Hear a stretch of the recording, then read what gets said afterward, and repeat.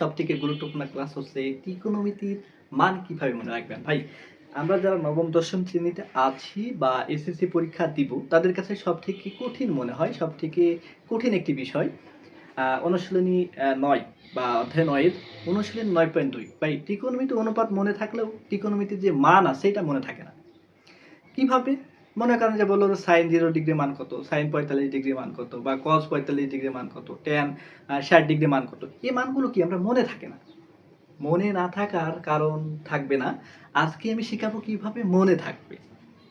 আমরা এই হাত গণনার মাধ্যমে, এই যে হাতের ফিঙ্গার গুলো আছে, এই ফিঙ্গার গণনার মাধ্যমে আজ শিখবো হচ্ছে ত্রিকোণমিতির মান কিভাবে মনে রাখা যায়। আসেন তাহলে শিখি।